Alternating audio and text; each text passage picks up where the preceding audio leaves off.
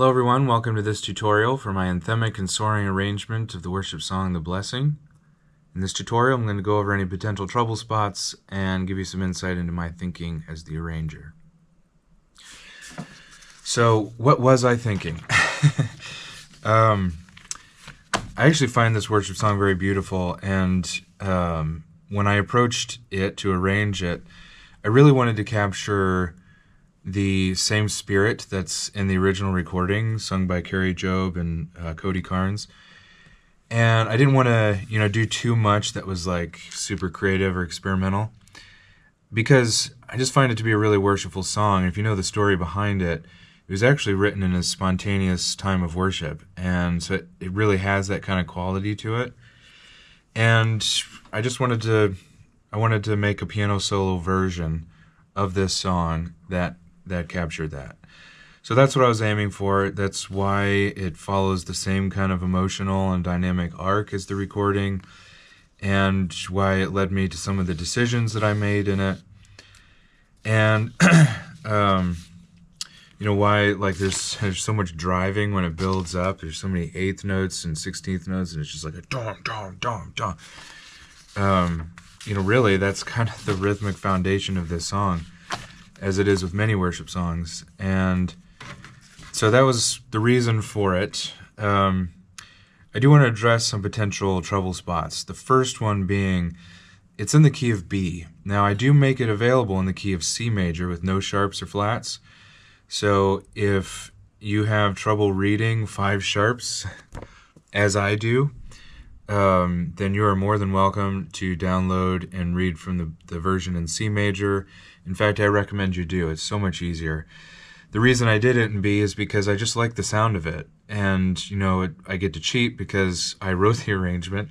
I didn't have to sight read it. So it's just kind of in my bones in the key of B major. It's a lot easier to write in weird keys than it is to read in weird keys. So there is no shame on you for playing it in C major rather than B. The biggest thing, though, that's the most obvious thing, first thing you might notice, but the biggest thing is that you can't approach a worship song in the same way that you would approach a hymn, for example, or a sacred arrangement of some kind, a more traditional sacred arrangement. And the reason is because worship music is built on contemporary rock styles of music, therefore it's not as melodically driven, and the melodies don't have the same kind of contours and shaping and all of that. It's really more about the rhythm and the groove and the feel and the emotion of it. And especially in modern worship music, the emotional journey of the song. And that's actually, I don't think that's better or worse than the other. Certainly neither one is right or wrong.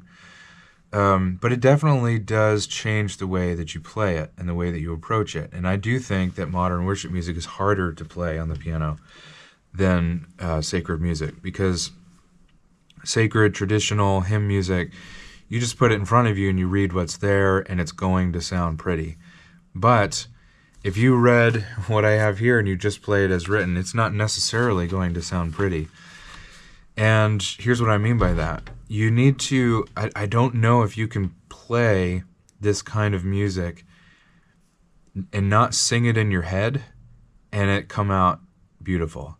If you just play it robotically,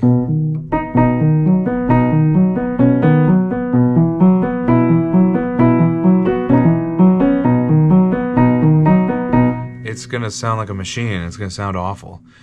You have to bend, and you got to keep something rock solid. That's the 16th note pattern. This doesn't budge. This is like a metronome. And then the melody that sits on top of it needs to have a kind of freedom to stretch and shrink the rhythms a bit and to give some notes more emphasis than others.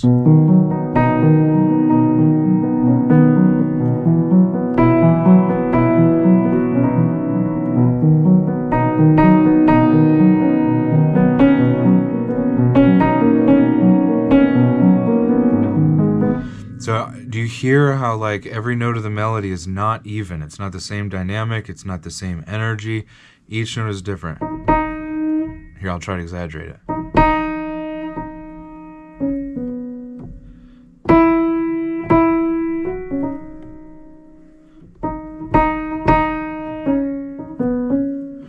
every time I might do it a little bit differently because I'm singing it in my head. I'm hearing how I might interpret it vocally if I were singing it, literally.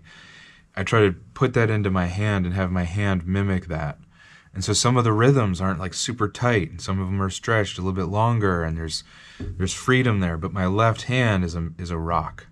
This is a metronome. And honestly, that's really hard to do. And this first part of the song is actually the hardest part. I had to retake this in the official demo over and over and over again to get the beginning right, because it's actually the harder part. When you get to like the big full chords and loud dynamics, that's actually the easy part. So that's going to be the biggest thing that I am going to exhort you to do as you work on this.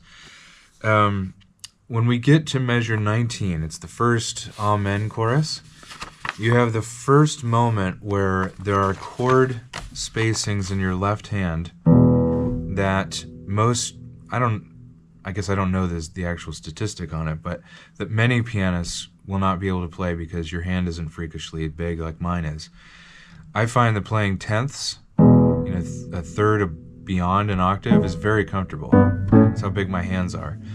And it's really beautiful voicing. It's just really beautiful voicings. So I like to use them when I can. That's why I have them in here. I'm not trying to be sadistic or anything like that.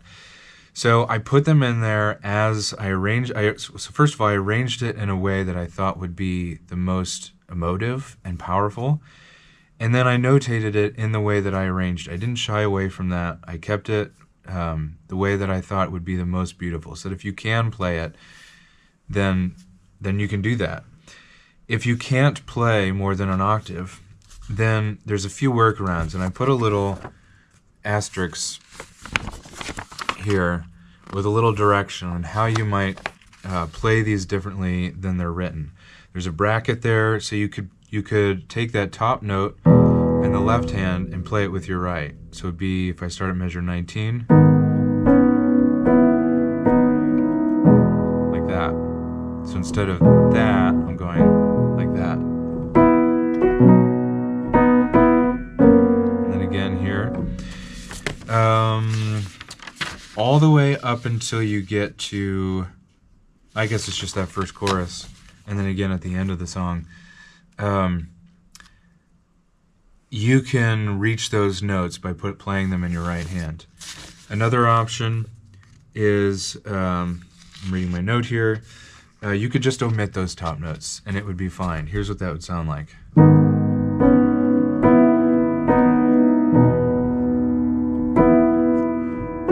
In fact, you might even be hard-pressed to tell a difference. Another option is you could just lower that note to the next enharmonic note in the chord. So obviously that's an E major 7 chord. You could just lower that note down to an E. And that would sound like this. Again, you'd be hard-pressed to hear a difference. Or you can do what my teacher taught me and roll the chord. You could, position your hand here and then roll the pinky off that low note after it plays it, and then move your hand into position to reach that top note. It would sound like this.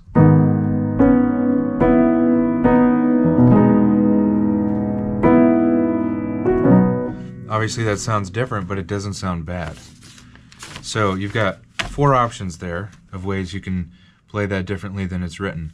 When you get to measure 27, really almost to the end of the song, you have this melody that sits in the left hand.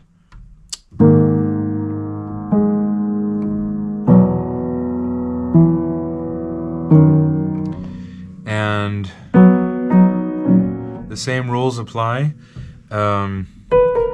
If you can't, if you're unable to reach past an octave in your left hand, then you're not going to be able to hit that note in your right, because then you'd be stretching more than an octave in your right hand.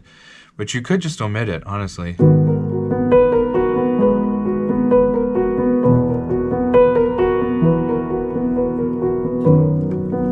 Or you could just move it down.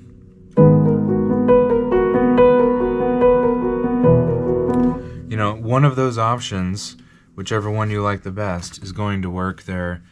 You won't get to you won't get to duplicate that melody. You know, I didn't think about this, but you could also try a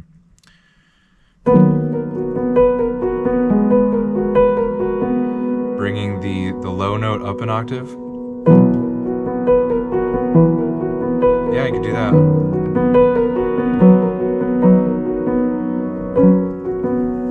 Yeah, that might work.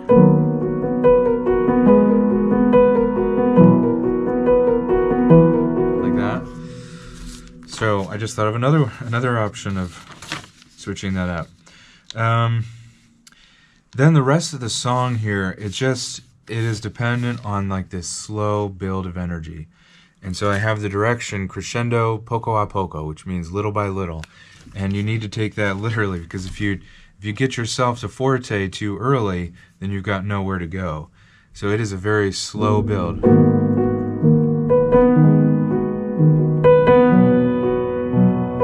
Don't be in a rush to get to forte.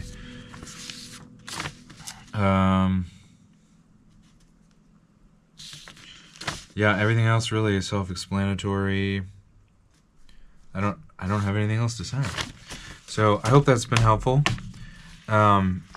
This is, I mean, I've grown up in the church. I've played tons of church music, old and new.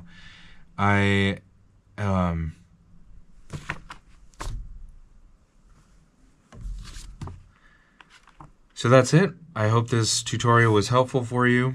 Thank you for watching, and I will see you in the next one.